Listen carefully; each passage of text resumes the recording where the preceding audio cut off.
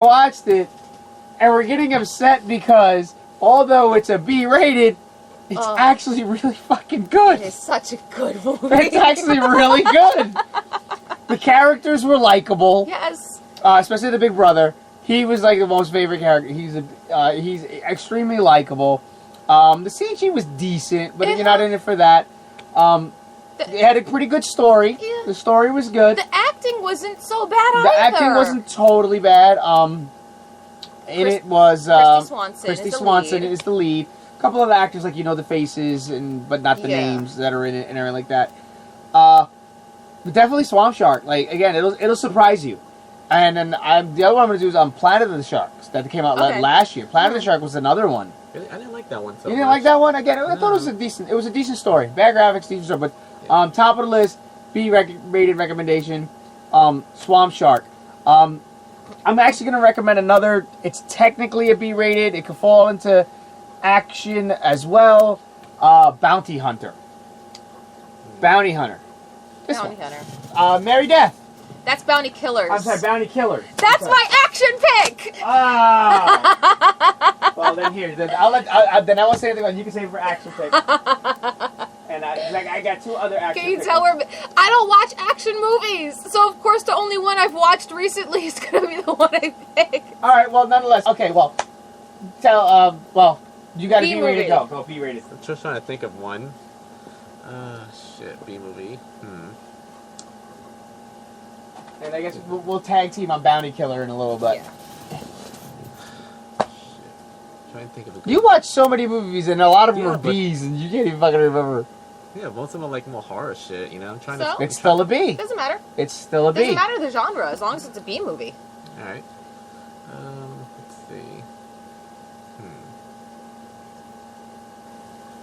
Okay, I guess consider it a B movie, but it's really, really old school. Basket Case? Wow! Yeah. Holy shit! Yeah. Belial. That's Belial. That's the name of the movie? No. Basket Case. I might be thinking of a different Basket Case. Okay, describe your Basket Case. Basket Case about this kid in New York City rents an apartment and he has a basket, like a laundry basket with him. Turns out it's his It was his Siamese brother. Siamese twin brother. Yes, that was attached to him. Wasn't his name Belial? Yes. Okay, See, yes, I was right. Yeah, what a weird movie. But in a way, like, I kind of liked it just because of the story. Like, it told a really good backstory of why this kid is doing this and all this stuff. But, oh my god. You've never heard of Basket Case? Basket Case is one of the cult, classic B-rated horror movies when it was like, when they would kick him out left and right, like, at the video store. There was two of them. You ever see the second one? No, I don't see the first one. Second one, he finds a mate. Oh god. And he has sex with it. They have sex. Oh, wow. It's hysterical. It's fucking hysterical. She looks just like him. And he's behind her, doggy styling her. It's fucking hysterical. Spoiler alert. I feel so left out right now. Okay, Show her a picture of what the thing looks like. Okay, Basket Case was, it was a Siamese twin. But it was a very disformed, disgusting looking fucking thing. So they got separated. But they were mentally linked. And of course, he's like a psychopathic little monster fucking killer thing. So via that, he fucking makes the kid start doing a lot of fucking wicked shit. But the thing is, the kid's trying to be a normal kid. And he actually falls in love with a girl and everything like that. But, Belial also is also doing his own wicked little shit, too. And everything like that. But the big twist towards the end, again, spoiler alert. He wants Belial so much to be happy. Because I think Belial kills his girlfriend. Yeah. And like that, so...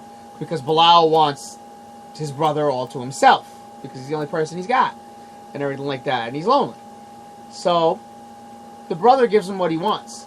And he sews them back together. Ew. But the thing is, as he's got them sewed back together, Belial is also... Because he's still a living thing.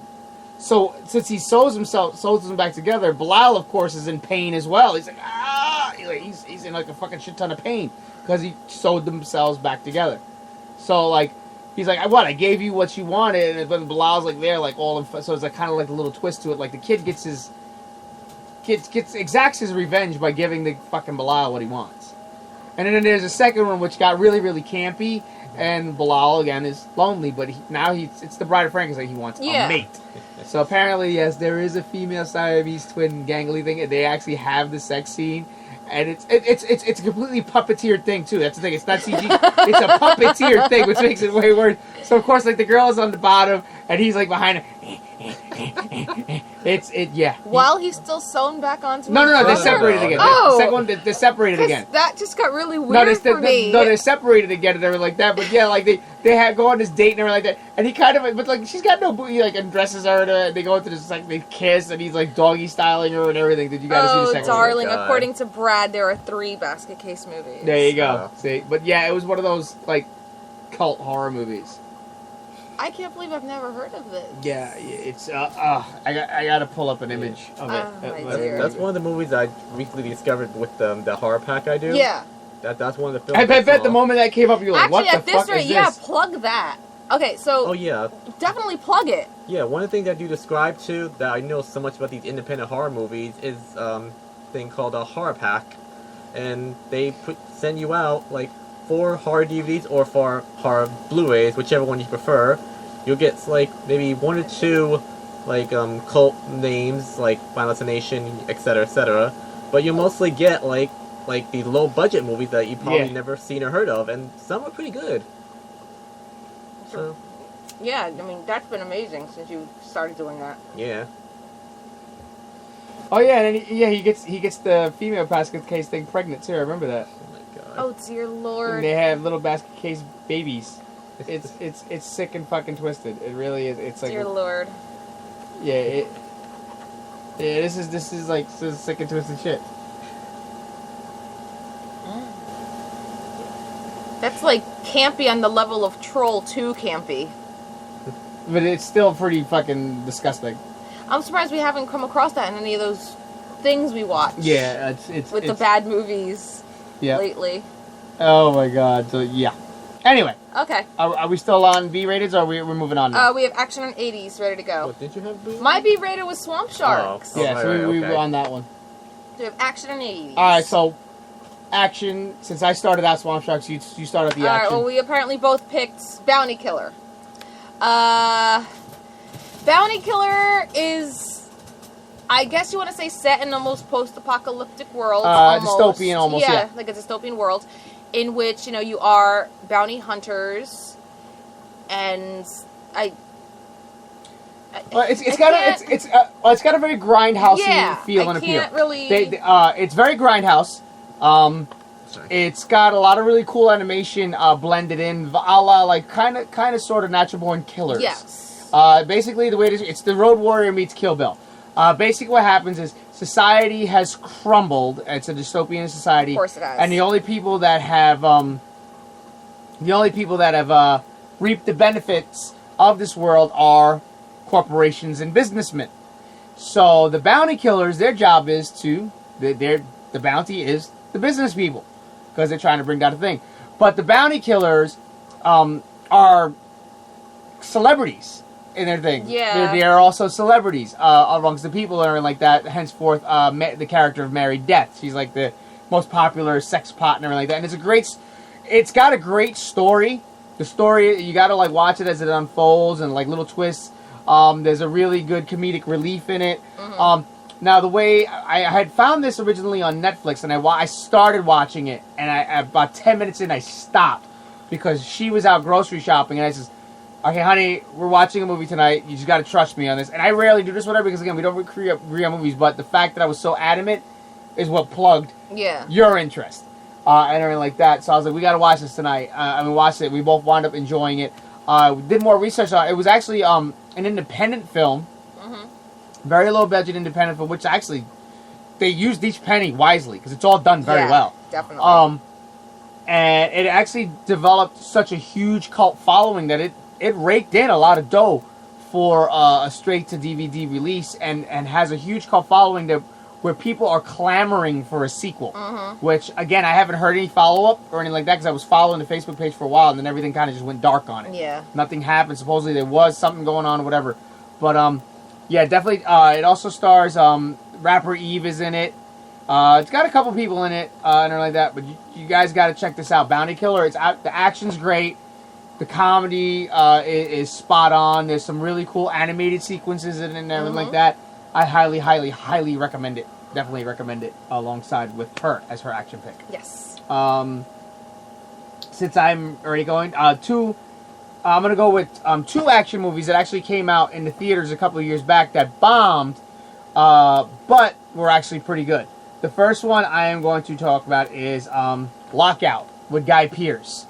This was actually really, really good. You know, he's got that Deadpool-esque attitude and everything like that, but just an excellent fucking film. Basically, what happens is the president's daughter goes to the way to eliminate prisoners is they put them on a space station now, where they can honestly do no harm. They can't come back to Earth that way. They can't do no harm or anything like that. So the president's daughter is doing a walkthrough of the whole thing or whatever like that, and of course she gets stranded up there. So they get one of the worst possible people they could probably get to send up to go get her and everything like that. And then the adventure ensues and everything like that. It's a great fucking film. Another really good movie starring Gerard Butler opposite the lead actor from Dexter is the movie Gamer. Yes. Gamer was really fucking good and did not get its due. The guy from Dexter plays the villain, and obviously he's fantastic in the role. The premise is great. These kids play this virtual reality video game, not realizing that it's not so much virtual reality. They're controlling actual people, and everything like that have been brainwashed and everything like that are taking them through this thing. And Gerard Butler awakens, and he uses the kid to help him. He's trying to find his family and stuff like that. And again, great action sequences, both of them great stories. Lockout has a little bit more punch, has all the punchline comedy. Gamer's more serious. There's really no comedy element to it. Lockout's is really funny because again, he's got that attitude, that smug, Ryan Reynolds attitude and everything like that, while still being badass. So those are my action movie picks: Gamer and Lockout, alongside with Bounty Killer with the misses. Okay, it's also 2 movies, but you combine them as one anyway. Death Race 2 and 3.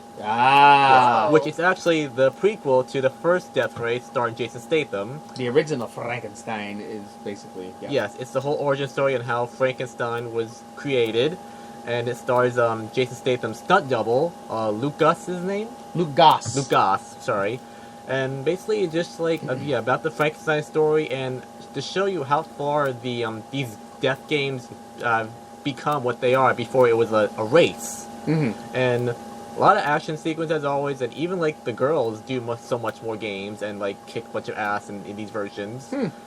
And the good cast, like so you got Luke Goss, you got Danny Trejo. I mean, of course, can't go wrong there. Exactly. And then the second one is the girl that plays Maggie from Walking Dead. She plays the bitchy cunt character. Hey. I'm sorry, I don't like Maggie. Why not? Oh boy, here we go. Is it because that she's Martha Kent from Batman Superman? No. She's with the Negan character? No, not at all. Her character just irks me. Huh, alright. But yeah, definitely recommend Death Race 2 and 3. Alright. Okay. I'm still looking for my 80s flicks, so why don't you go for 80s? Which I have a funny feeling what you're going to do. Alright, my 80s flicks. Okay. Aside from the main one that I actually have, because I have so many on VHS that I bought from when our dollar video was going out of business. But the one that I would recommend everybody watch, because it gets looked over actually quite a bit when it comes to 80s movies, is Better Off Dead.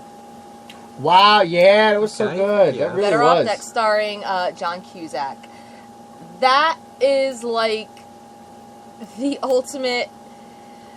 What is it? If you watch anything that spoofs 80s movies when it comes to, we're going to, race bicycles against this and we're going to win something to win the love of so-and-so. This is basically one of those movies where lead guy loses his girlfriend to the popular guy and he wants to kill himself and he's failing miserably every single chance he gets, and he thinks it's going to be the coolest idea ever to learn how to ski so that he can ski up against the rival in order to win his girlfriend's love back.